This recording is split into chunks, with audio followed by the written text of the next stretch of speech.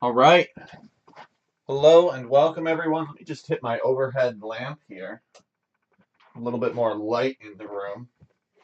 We got a light theme going on today, I guess. Welcome to ScriptChat Volume 1, Episode 7. It is a little after 1 p.m. New York City time on the 30th of October, 2022. So we got a couple of things for the program today.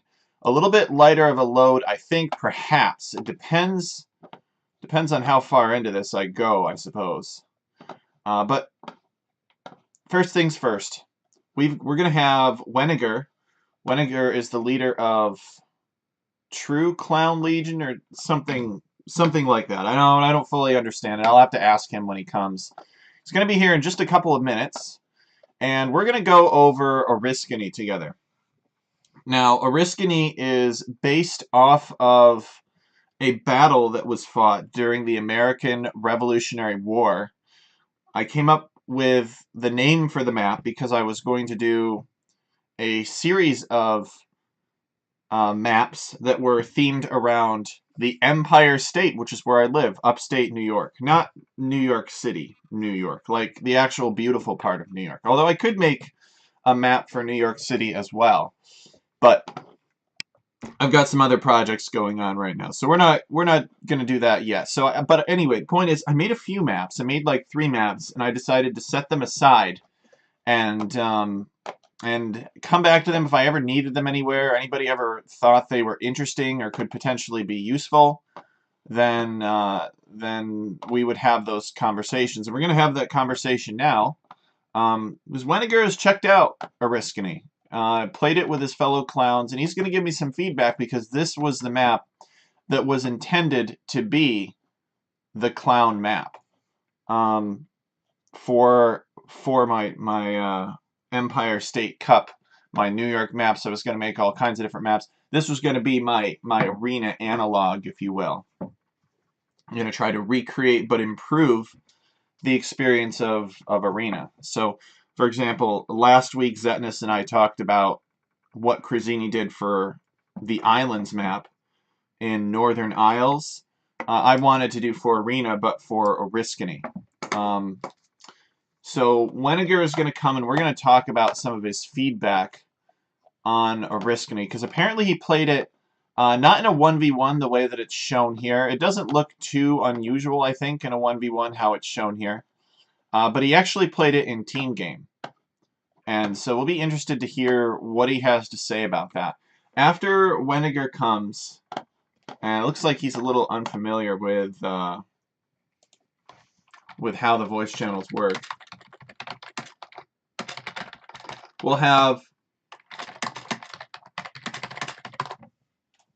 BP on, hopefully. BP is working on some space maps still, and I still need to help BP with some space maps too. But he is working on that, and we're going to see what he's done and if we can answer any questions about a map that he is currently working on called Comet. So I'm now pleased to introduce Weniger. So we'll drag him into the voice channel now. All right, there we go. Hello, Weniger. You are on ScriptChat. Hola. Welcome. Hello. All right, so Weniger, I really appreciate you taking the time to check out Oriskany. I'm showing it on my broadcast right now. I don't know if you're tuned into the broadcast, but let me share my screen through Discord because I think there's less delay in that way. Yeah, So I was just talking about that's you, Weniger. great. Only good things, I assure you. So you are the leader of True Clown Legion, is that right? Yes. What does that mean exactly? Just make sure that I want to make sure the W- audience understands your credentials here. it's more or less a community team of CL. Like you maybe heard of John Slow, Draken, Dirk, Bloodlessons, and so on. Like the arena clowns, like the Clown Legion, and we are a B team or more or less community team. Okay. Like we only take people who are quite active in the community, in the clown community. So in Terrace, Discord, stuff like this. And I want to make sure that the viewers understand that we're not glorifying the purpose of this broadcast is not to necessarily promote or glorify any one clan. It is true that ScriptChat is hosted by the Viridars community, which is our clan. But it's good to have a guy like Weniger on, or somebody that's got good connections to CL or TRCL, which is the True Clan Legion, because these guys, there's like a special way of playing Arena. And whenever you experiment with an arena map, you want to make sure that you're able to recreate that experience. So that's why I really value the testing that these guys did. And they checked out Oriskany, which I originally made for another project, as I was explaining a while ago, and sort of set it aside.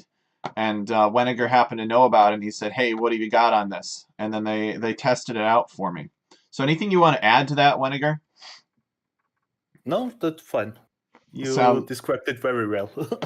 So it sounds pretty reasonable. So when we talk about Arena, we got to have some different strategies be viable on Arena.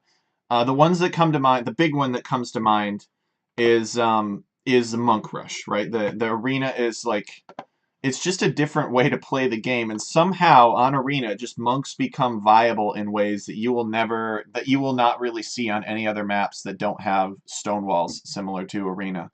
Emu Warrior's in chat. He says, "Say hi to Weniger for me, please." Emu I Warrior played knows it. everybody. I'm assuming that Emu Warrior is like that little kid in high school that you guys pick on. He tries to boom on Arena, and you guys just monk stomp him. But I don't know the backstory there. I played against him in a Nomad tournament, I think 2 weeks ago, 3 weeks ago, and we had quite some fun in the games. Yeah, well, welcome, Emu. So Monk Rush, you got to be able to do on Arena, right? Otherwise, it's not a clowny map. What else do you have to do? Probably castle drops, probably fast Imperial. I like Arena. I'm the folks in chat know that I'm the kind of guy that bans Arabia and stars Arena whenever I do 1v1s, because I like that strategic variety. Good More boy. there's it's a lot of people say, well, if the game starts in Castle Age, it's boring. There aren't as many options in the game. Well, I say that there are basically two options on Arabia: scouts or archers, or man at arms and archers. Okay, maybe three options, and usually the games are over before Castle Age. I don't know. What are your thoughts, Weniger? What strategies should an arena type map offer that other maps may not? Like, when historically speaking, Arena was always a variety of, let's call it, fun strats you can also pull off. Like, for example, okay, you have the Monk Rush. Then you have, for example, there was an opening in Woobly where you opened up with two siege workshops. You don't see that nowadays. That's quite sad for me, at least. Like, I joined the community back in 2017, 2016, when Eddie was around and stuff like this, and you saw stuff like this all the time. And now it's just like having the boom into, I don't know.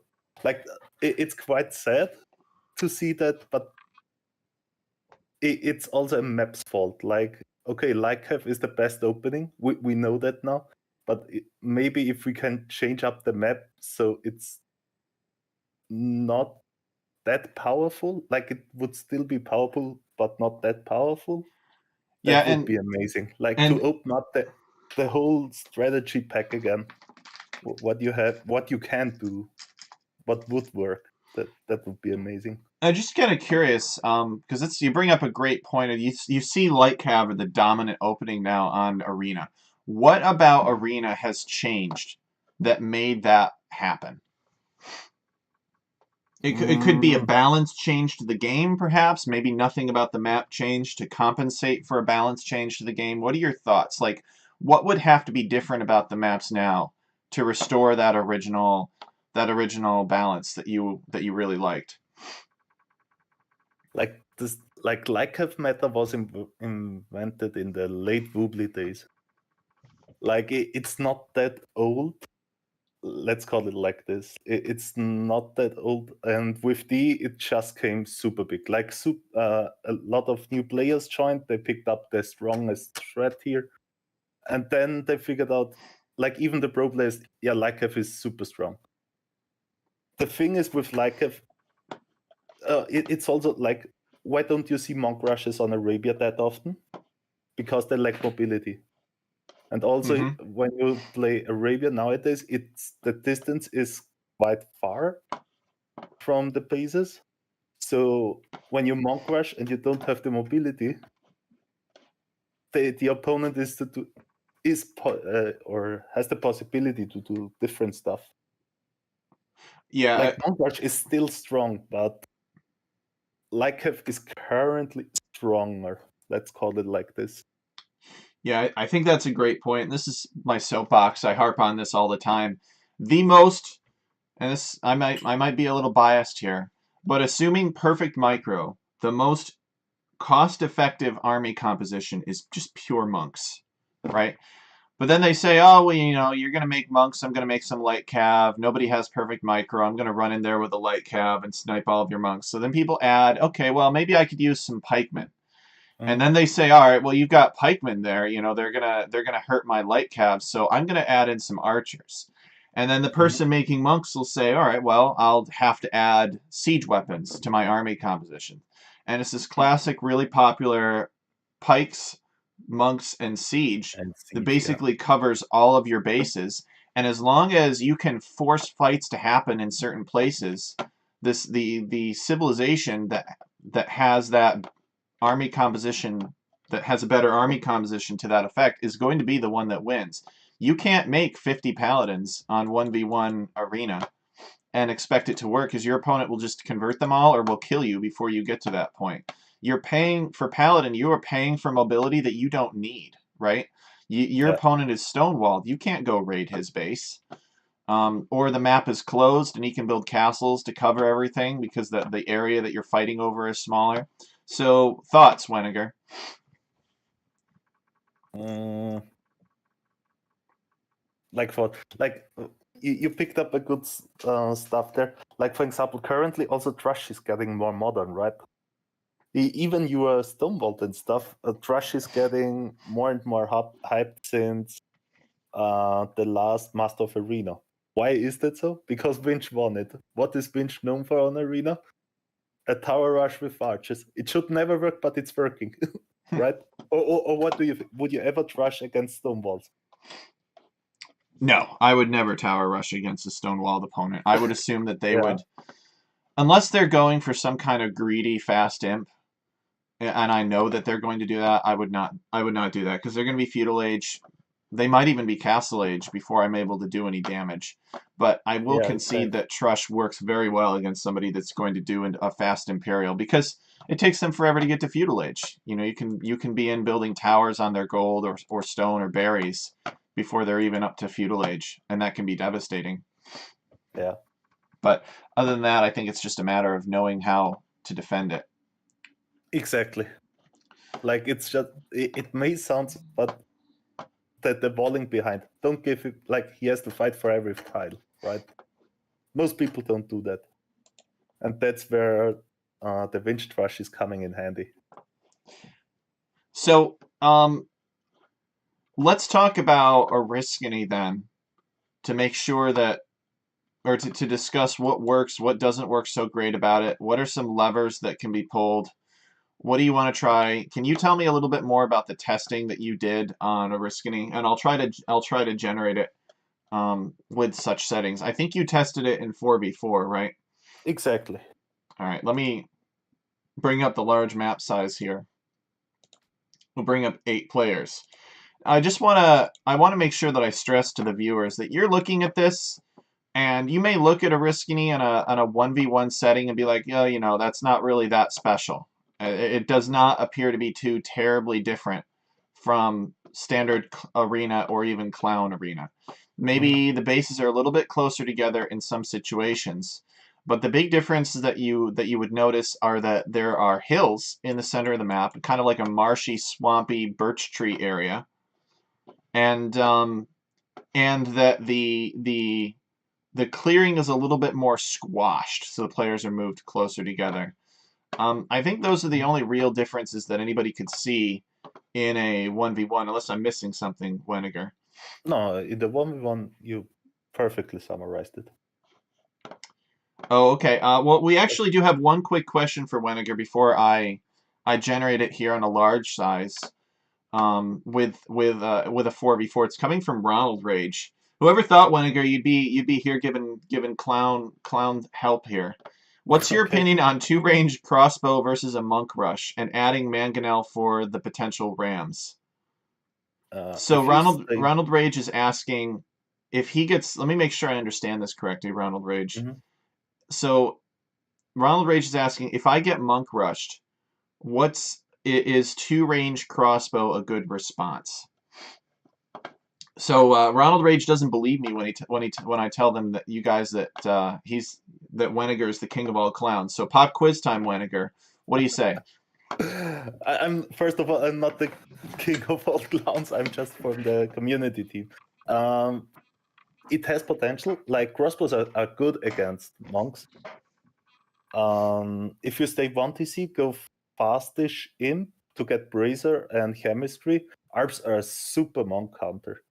When you don't feel that confident in your micro and stuff, if there are mangonels around and stuff like this, the best tip I have is tower defense. Like guard towers against the smash is perfect. Like with guard towers, you kill the mangonels, you kill the pikes and the monks. If you're searching for a defensive threat against a monk rush, the most important thing is to match with the imp timing from your opponent who is monk rushing, because he most likely has 5 relics. 5 relics is a huge gold income. He will be super fast in imp. But you should have the villager advantage. Yeah, and Ronald Rage saying that guard tower is less of an investment too. I want to echo what Weniger is saying about if you are going to do some kind of archer defense against monks. I mean, bear in mind that if somebody is monk rushing you, they are probably building siege weapons as well. They want to get into your Exactly. base and do damage, which means that he's going to be able to make mangonels pretty easily. Um, so mangonels will be highly effective against crossbowmen. So you have to be very careful about that with the micro. However, if you can somehow get Imperial Age before your opponent who is monk rushing you and pushing you with siege weapons, mangonels are very terrible against arbalesters. Yeah. Arbalesters just rip through mangonels. So he will at that point have no answer except Imperial Age of his own, which is what Weniger was alluding to earlier, to try to match, either drop a castle on you with trebuchets or maybe even get onager, although that's highly expensive. Mhm. So, Because okay. what I see the most when people get monk rush, they do the mistake, or it's not a mistake. They buy themselves a castle and boom behind it. Like, okay, I have a defensive castle. I'm fine. I'm safe. You're not safe. Like No. when you build the castle, the imp clicking by your opponent is 1 or 2 minutes away, and then he's trapping you down or BBCs and stuff like this. Yeah, it's always so. And the other thing too is that in general, from my experience, a well executed monk rush is just a little faster than a castle, than a build order to boom up. So imagine an opponent. Imagine that you decide that you want to go to Castle Age and Boom. If you go up on low population, like a 24 pop or a 23 pop fast castle, you're not going to be able to afford a castle in a Castle Age timing like that. So you're going to be spending almost everything that you had saved up while advancing through the ages that would have been spent building town centers to build your defensive castle instead. Meanwhile, your opponent is going to be on you with monks, and he may not be able to get in before you get your castle up if that was your timing and your plan. But generally, you need 2 castles to keep monks fully out of your base. Like your base is a certain size that you cannot protect everything you need to protect with just 1 castle. So he'll go around. The other thing that could happen is you maybe do like a 25 or 26 or 27 pop FC, which in that case you've got probably mangonels hammering your building villagers that are trying to get this castle up, and you're suffering economic losses too. And even if you do finally get that castle up, like Weniger said, he's going to see that castle, and maybe he'll see that you've got town centers or mangonels covering another avenue, and he could just decide to go Imperial Age quickly enough. Monks are very low eco relative to your other Castle Age options. So that's why you can see faster Imperial Age times against civilizations that monk rush you. And Did I leave also, anything out, Weniger? I just want to add one thing here. Like 650 stone for a castle is immense for just a small area to protect, right? Mm-hmm. Let's imagine, okay, for this base, for example, I think like 3 guard towers is enough. Oh, yep. Yeah, and you have to build a university to upgrade the towers, right? University you also need for to advance like the building for the imp, and the siege workshop you would also need maybe for a mangonels if it goes archers behind it or stuff like this. So it's quite handy, at least for me. Yep. So guard tower is always, if possible, 2 guard towers against monk rushes. Okay, so Or you go monks on your own. That's also possible. If you're confident in your micro, counter monk rush it. If your civs allows it. if your civ allows it, because chances are, let's say that you weren't planning on monk rushing, so you went up to Castle Age a little bit later. That time that going up later costs you, right? Because if you go up a little bit later, he's going to be a little ahead of you. He's going to have his monasteries and his siege workshop out. He's got, not only does he have a faster time, but he has a siege workshop and a siege weapon because he's got to get through your walls. At that point, you could be on an additional monastery to your opponent, and you could, in theory, you should be able to make more monks than he can. All other things being equal, monk micro being equal, you might be able to scare off your opponent or convert all of his monks and actually win that adorable atonement monk battle. All right, so without any further questions or discussion on some crazy arena things that we see sometimes from the arena club. I was going to say one more thing. Weniger, what does it mean to be a clown? My understanding is clown doesn't necessarily mean monks, does it? Can you explain? Nah, like the origin of the name clowns comes from, I think, 2016 or 15 from 8th Wonder, who just called us clown. Like arena players are clowns. And yeah, it basically summarizes in his word, stupid strats. Stupid like for strats. example, How the did Eighth Wonder play? Was he a big boomer boy? What was No, he was an Arabia player. Okay. But there was, I think, Master of Arena 2 or 3 was at this time. It has to be 3, I guess. And all the clowns got out of the tournament in the first round against the Arabia players. And this was the origin of the name clowns, where he called us, yeah, all the clowns are crying right now because they lose against good old Arabia RM players.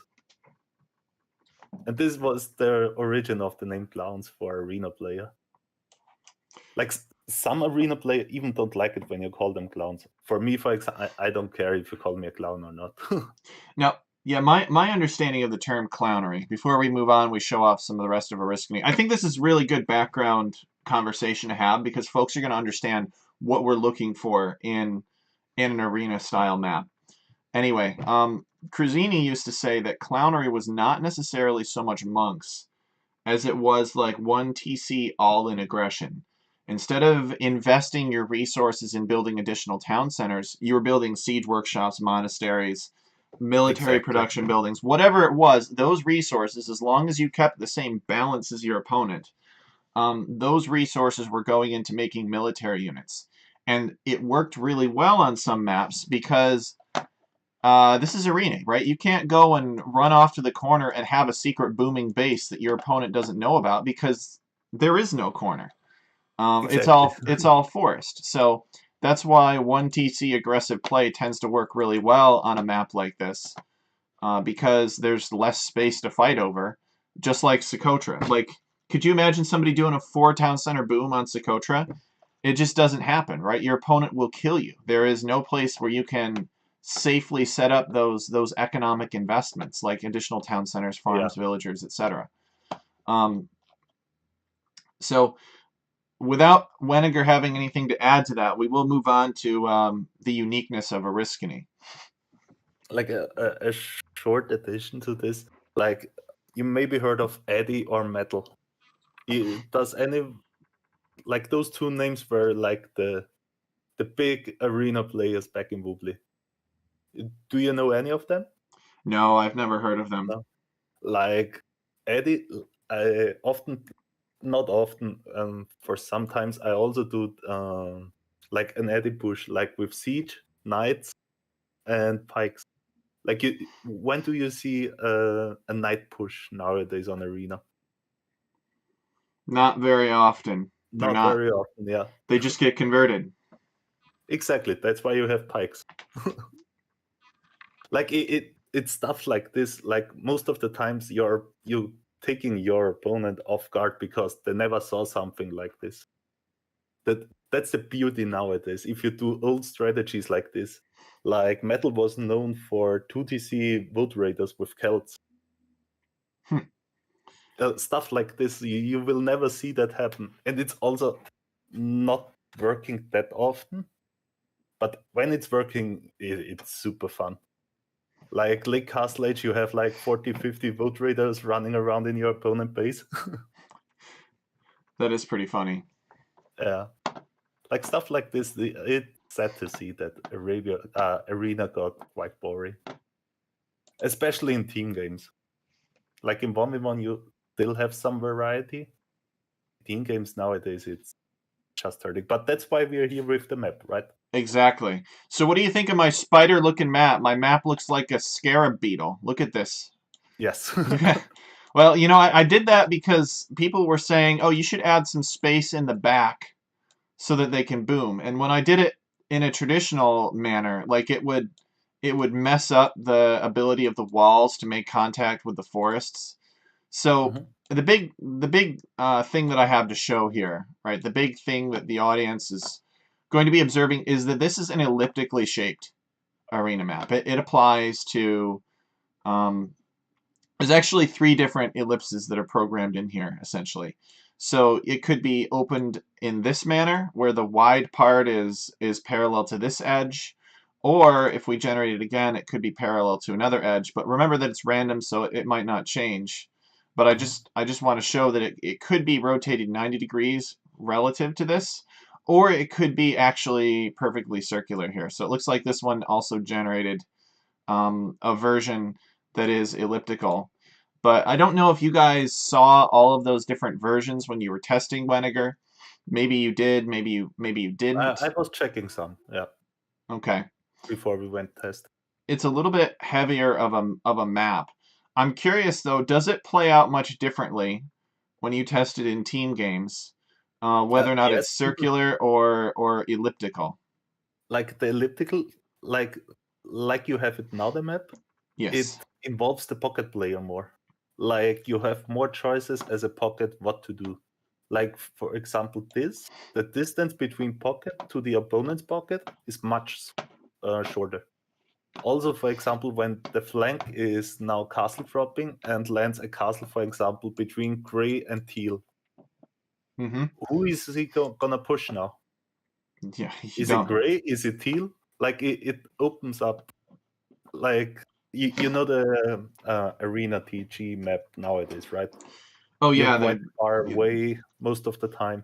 Yeah, it's very set in its meta. The arena, or the Arabia team game, I should say. Arena team game meta is just basically, doesn't the pocket just boom into light cav if the flank needs it, and then otherwise just mega booms if they don't? That seems to have been my experience. Exactly. That perfectly sums up currently or what is getting modern now is on Arena TG that the flank is going fast imp monk trap. Oh no! Hold on one sec.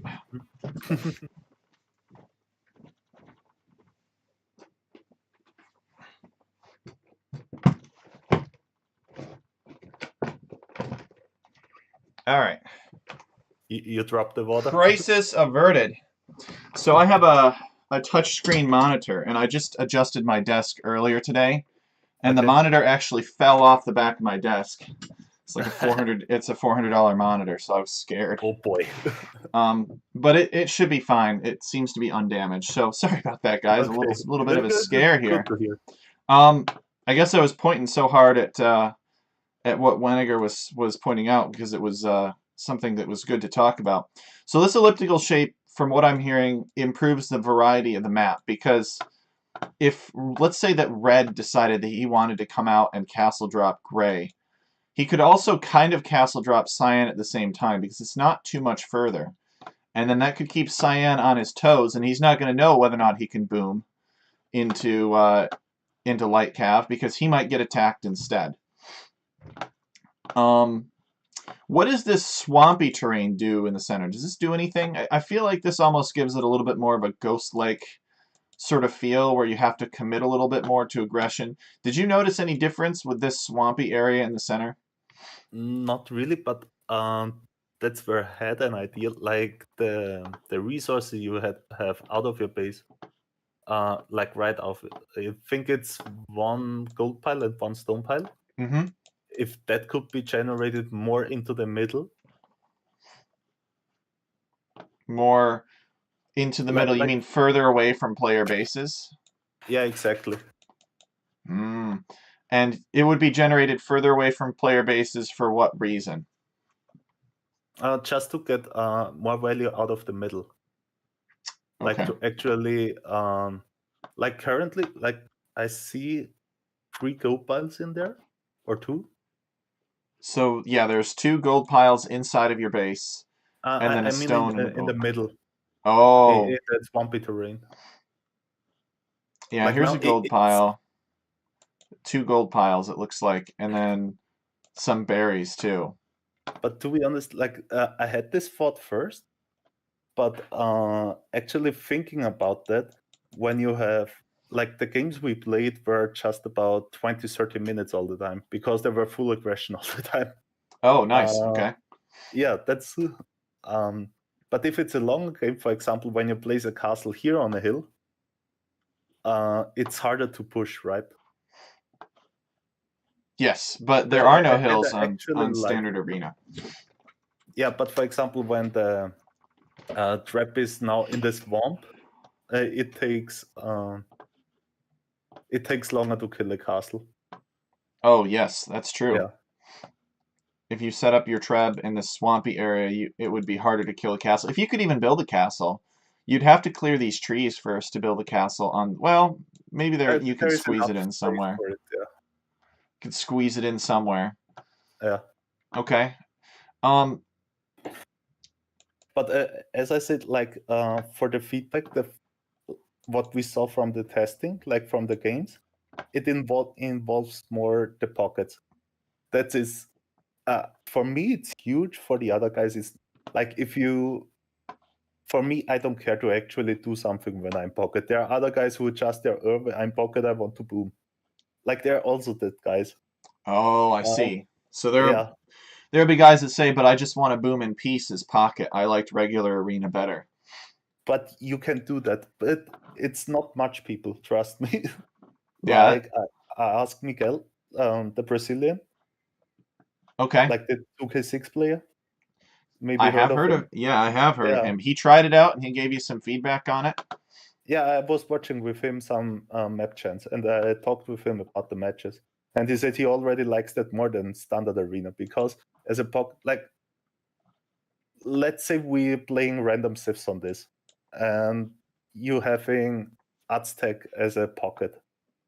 Aztecs as a pocket is not good. Aztecs on the flank is crazy good. Mm-hmm. Like, and now it here comes in that the pocket is more involved. Like as a pocket now, for example, teal is Aztecs, he could smash red or yellow because the distance is not so much off. But what is the disadvantage of this? No, if the yellow pocket is also wants to play more aggressive and wants to go forward with forward castle with some scouts, you have conflicts earlier by the pockets, and not only by the flanks who, I don't know, castle drop each other or stuff like this. So should I try to put specific neutral resources more in the swampy portion of the map? Maybe what I could do is I could reduce these to like to be instead of 3 tiles, maybe 2 tiles apiece, but decrease the spacing between them. That would be yeah, that Could would make it like more some aggressive. of a mini uh, golden pit or golden swamp. I don't know. You know what I mean, right? Mm-hmm. Like Yeah. not that much rest, but some more rest. Like to actually giving a value out of the middle. And also what I liked, if you have now blue to gray is one team, you're doing much more. You have an easier time to actually start trading if it's generated like this. To start trading, Yeah, assuming you have proper control over the map, in the exactly. center, assuming that Cyan doesn't have a castle dropped over a secondary gold or something. Or but that also creates a new scenario where here, for example, Cyan has to push the castle to actually get trade running. Like you're forcing him to do something, not only booming or stuff like this, or I don't know. Mm-hmm. So I want to make sure that it's clear to the viewers that these these player land placements are not generated in the traditional manner. I have a custom player placement program that essentially creates a very long list of possible player configurations, and they're actually placed directly. So instead of using like 4 lines, I'm using hundreds of lines to place these players. So ordinarily there's a command of create player lands. The reason that create player lands, and then you can specify a circle radius. The reason that create player lands is not used here is because create player lands does not have elliptical capability. It is only circular. And if we tried to place a circular player arrangement in an elliptical forest opening, then what would happen is different players would have different distances to the back wood, which is not fair. So therefore, you have to place the players elliptically. So these are all chosen from a list of maybe 100 different player placement locations, assuming that this is the map that is chosen. So let me just hit generate here, and I'll bring up the Empire State Cup so you can see it. It's in the correct branch. Let me just make sure that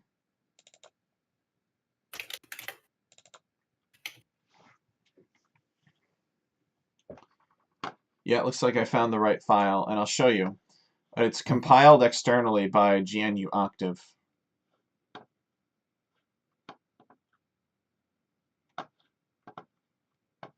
Okay, here we go.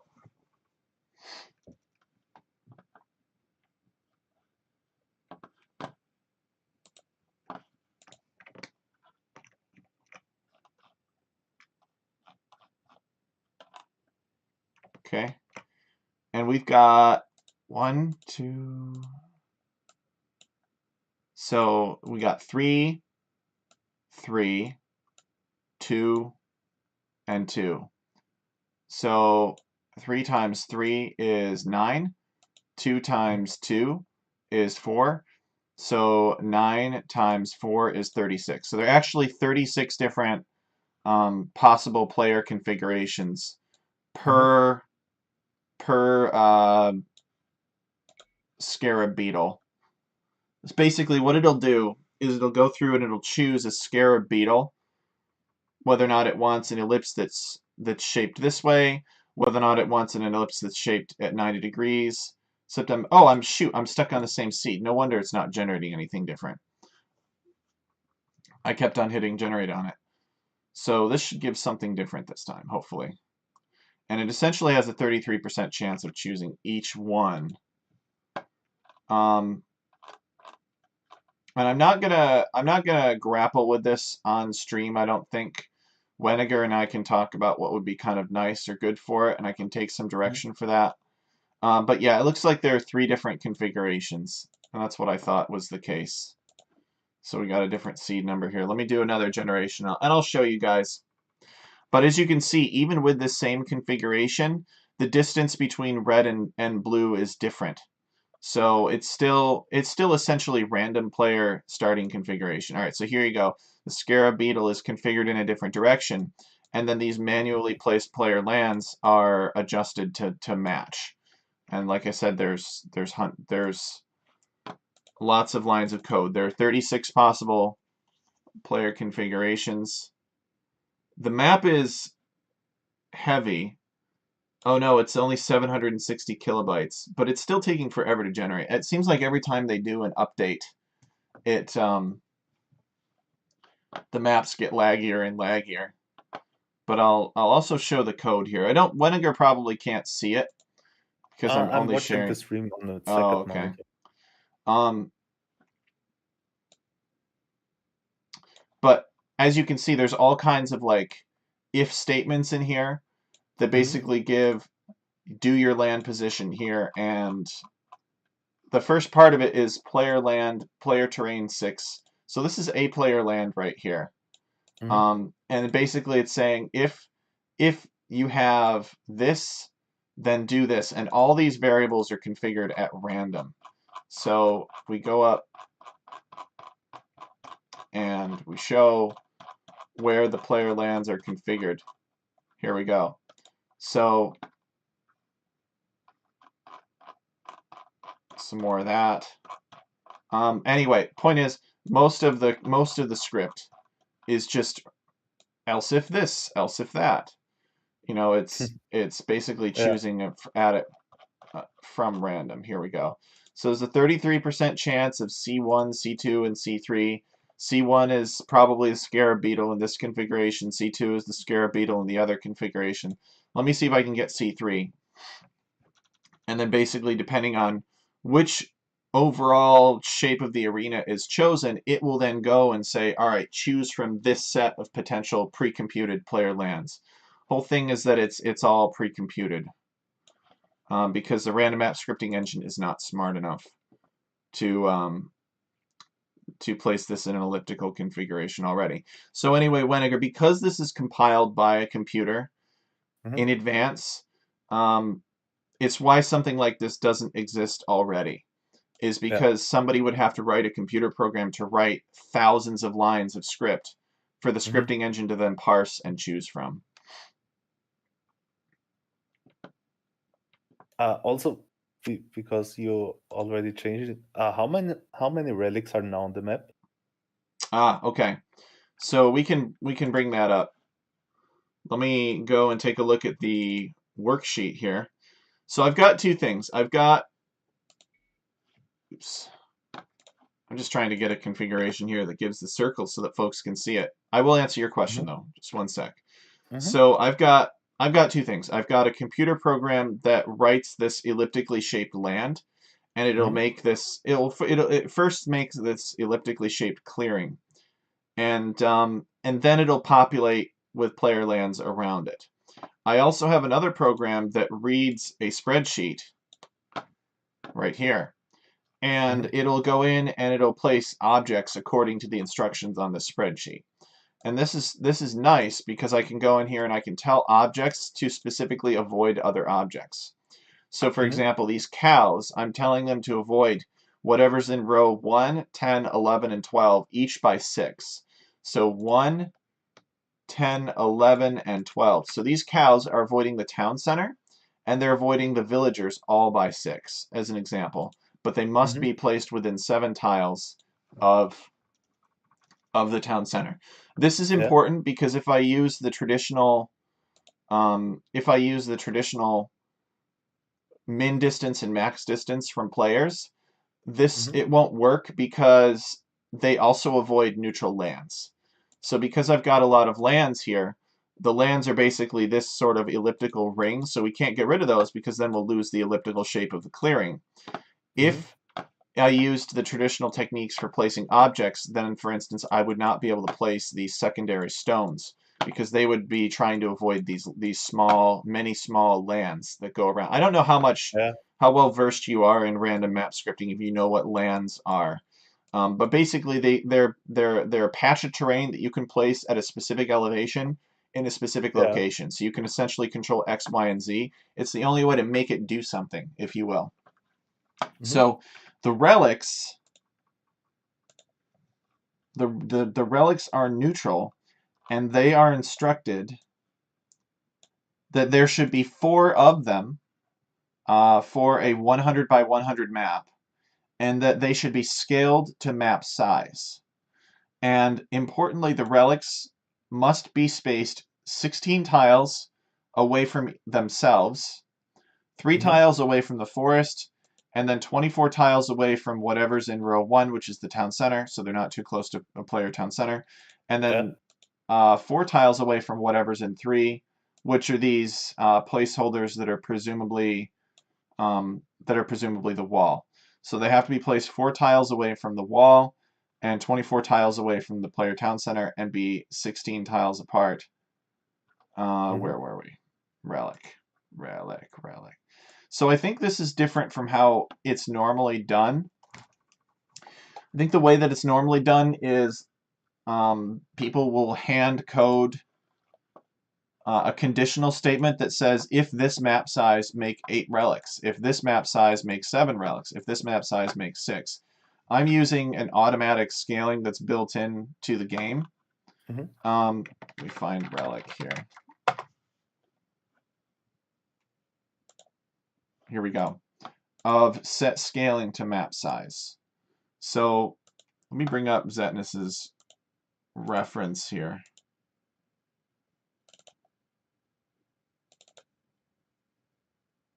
And I can tell you exactly how many it's trying to place. But you'll see that I've got number of groups 4. So I'm actually just placing 4 groups, each having 1 relic in it, scattered across the map. And that is for a 100 by 100 map size.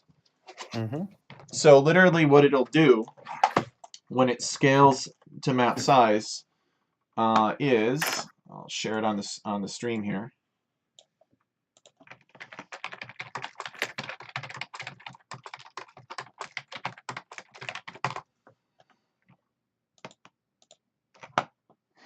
Map sizes. Okay, so you need to take this area ratio to a 100 by 100 map. So essentially you take the number of groups that you have and you multiply it by 1.4. So 1.4 times 4. So it'll generate 5.6 relics, it looks like. So it'll round that down to 5. If we played on a small size map, it would do 2.1 times 4. And it would attempt to generate 8.4 relics or 8 relics. 2.8 times is the next one times 4. So it would try to generate 11 relics on a medium-sized map. So if we went all the way to a large-sized map, 4.8 times 4, it would try to generate 19.2 relics. Now, it probably would not be able to generate 19.2 relics because these relics have to be spaced 16 apart, and they're also avoiding certain active areas. So the amount of space that's available to generate these relics in would be the limiting factor.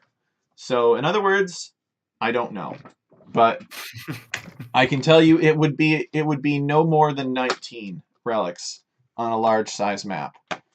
Probably less than that, because there wouldn't be enough room.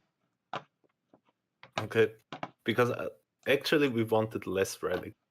That's the thing.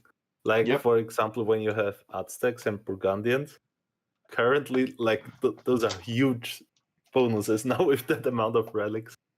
Like, you don't even need gold miners if Aztecs have, I don't know, 7 relics, 6 relics, something like this. I think that could be done. Just trying to think. If I did 4.8 times 3, approximately 15 instead, I think the relics could be either manually coded so that it just, on a large size, it only puts however many you want. however many you think is appropriate. And I might even be able to break it up.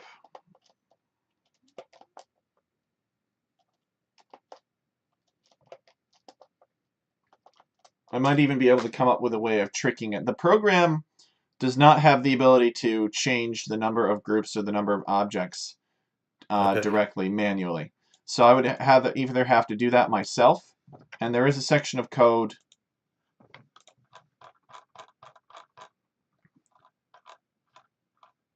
Doc Maggie says, why not put 33, 33, 34 chance instead of the scary 33, 33, 33?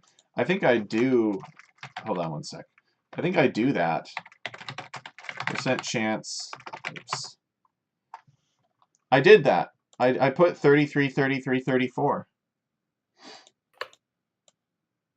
Okay. So it's begin. So begin objects autoscribe, and then there is an end on objects autoscribe too. And basically between these two, the program will go in and it will find these lines of code, and then it will say, okay, anything that's in this spreadsheet, when I'm run, I will delete everything that's in here and replace it with whatever the spreadsheet instructs me to put. But there is stuff outside of it. For example, the walls are created outside of that, and the relic, the king in Regicide is created outside of that. So, I can't create walls with this auto program because they require min and max distance to players. But the good news is they also play by their own rules and they're not screwed up by that whole land distancing thing. So anyway, I could probably add something down here after the object autoscribe has happened for the relics on this map, if I can't figure out how to automate it with my program.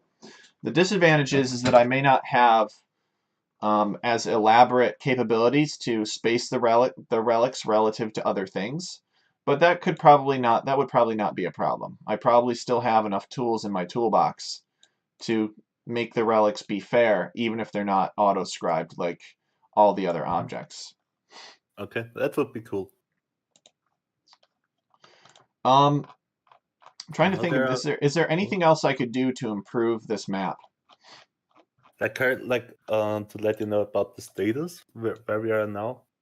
Oh, well, remember that we're live, Weniger, so we could talk about that. We could talk about that later. But we currently we already have it talked in Terra's Discord for some time, or John Slow Discord for those who don't know him. We already talked that we are planning to do the team game tournament, and we are currently thinking like we will do a map pool. Like only one map is, let's say, at least at some point quite boring. At least for me, it's also like, imagine a best of 7 or best of 9 on arena only, or on the same map. It's the most horrible thing I could imagine for myself. So we will make most likely a map pool. We currently get ideas for what maps we could take, and besides that, I asked some pro players how do they like it compared to normal arena, and 80% say it's much better than the normal arena TG already. Oh, excellent. Yeah. All right. Like normal arena TG is like, bleh. Yeah. We talked agree. about that before.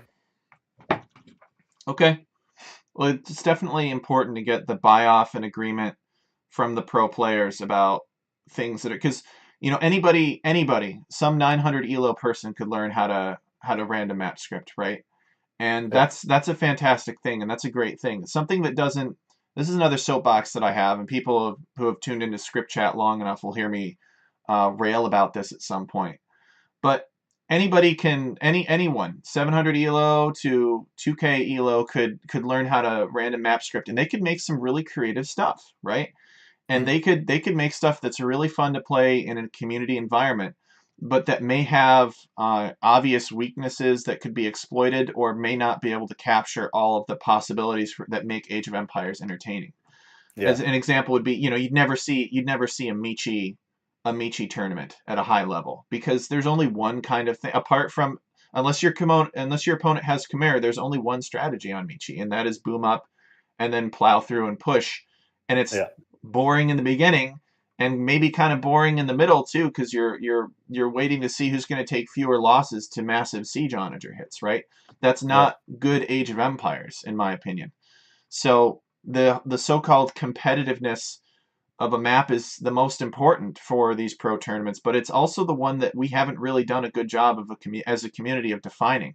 Hopefully, as we get more custom maps out there, people are playing more custom maps, more people are thinking about it.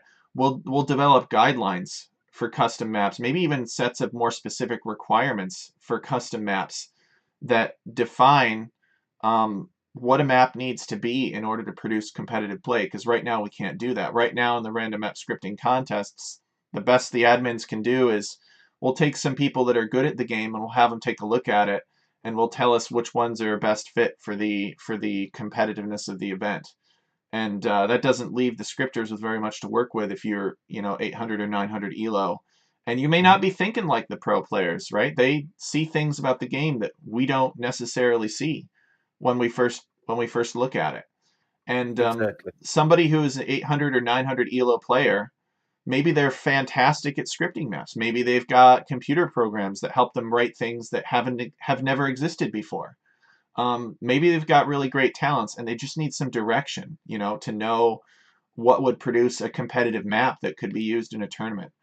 If you take a Mhm. look at the random map scripters who have had their maps played in competitive tournaments, and you took an average elo of that group, it would be significantly higher than the overall Age of Empires player base. Like the average elo of all the random map scripters who've had their stuff featured in S tier tournaments is, I guarantee you, at least 300 elo higher than the player base as a whole, and that's something that we need to change.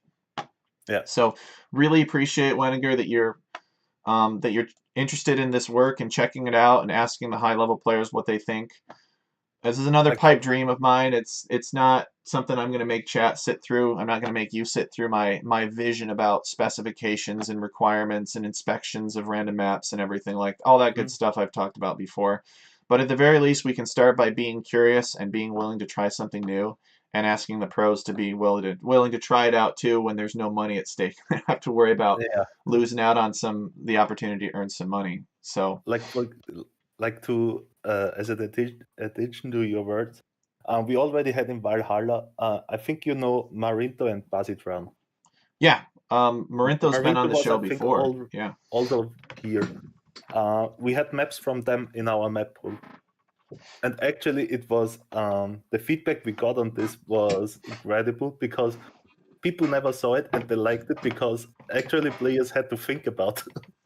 Yeah, You saw exactly. so many different stuff, and we even did like as you said, we low. I'm 1K5, 1K6 player. I didn't even thought about stuff the pro players did. Yep. Yeah, absolutely. It is possible to have a competitive map that does not look like anything that already exists in the map pool. And that is the best kind of map because it is different. It makes people think about it. They can't necessarily go back to their playbook every time and say, I know that if I just execute this strategy and click more accurately and faster than my opponent, doing some build order that I developed a couple months ago, that I'm going to win, right? You have to do your homework when the maps are custom maps, and I think that's a really exciting part about it. Mhm. I'm glad that it Totally agree. could potentially contribute to that because I wasn't planning on using this map for a while. I've got another tournament I've got to work on with Greek themings actually. Yeah, Um, you showed me the fortress, right? Yes, the fortress map. Yeah. If we had time, I was going to ask you what you thought about it too, and if I could rope you into testing it out with some clowns sometime, I would be there if you guys wanted to test it. Um, we'll bring it up on stream here real Mhm. quick. Weniger can only be here for. Actually, we kind of ran out of time. We had such a great chat It's with fine. I Weniger. Um, have 10 minutes left. okay, so it is Furio. Here we go. It's a Greek-themed fortress map.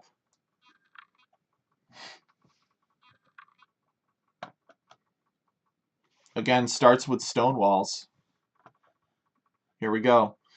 So, and for the I'm doing it for another tournament potentially. Castle's always back. It's always regicide. The towers are always forward. You get 4 forward towers.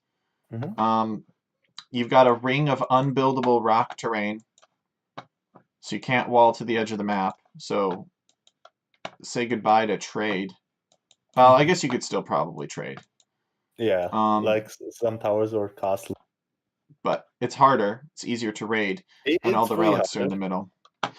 So, any thoughts? What do you think? Want to try it sometime with me, Weniger? We can try it sometime. But you also have here, like, for me, the potential with the relics is super huge.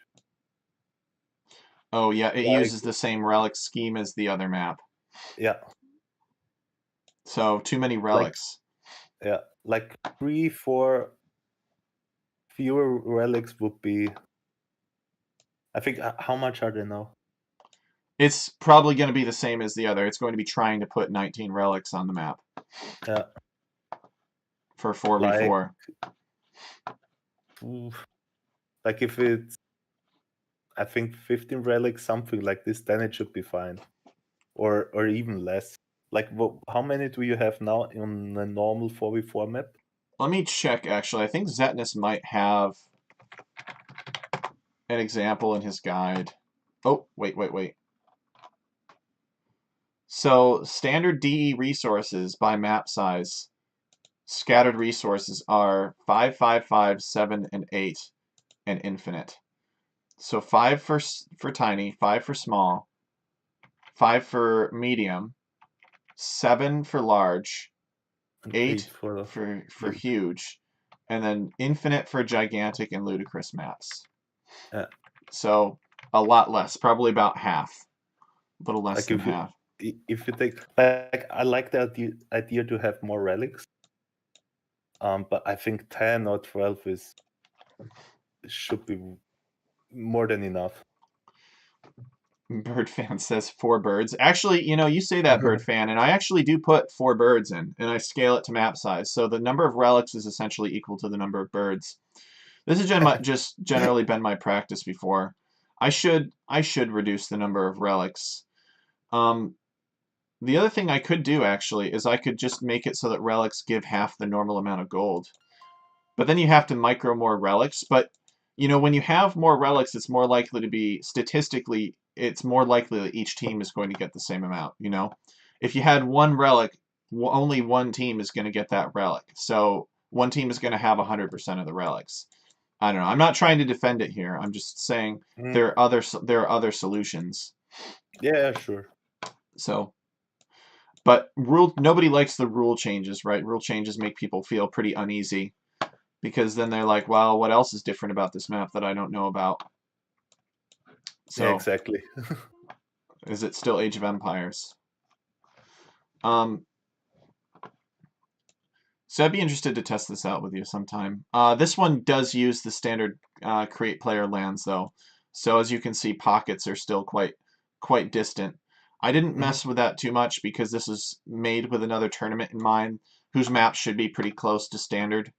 So the only thing that I did is because I couldn't help myself. I built this ring of unbuildable wall terrain here so that these back walls would actually mean something, for instance, to purple. You know how people just kind of wall to the edge of the map here and just like start with a slightly larger base? I was like, let's not do that. Yeah, I like it. And also, because you said of the positions, like on Fortress, it doesn't matter that much than on Arena. Oh, that's true. Because you're going to see more cavalry on Fortress. It's a more open map. Exactly. Okay. Anything else for Weniger? If you guys are looking for a tournament, I could send you some map ideas. I don't think I have that many more, but if you guys would be willing to help me test some maps, even if it just amounts to just having some fun, let's do it. I'll stream it. We'll get I know I probably can't bring much attention to the Clown Legion community, but hey, if they're willing to try out my maps, I'm going to promote them, even though they're like 10 times bigger than this community. Yeah, sure. Well, we can we already try a lot of stuff. As I said with Marinta and Basi, we every map they do we test.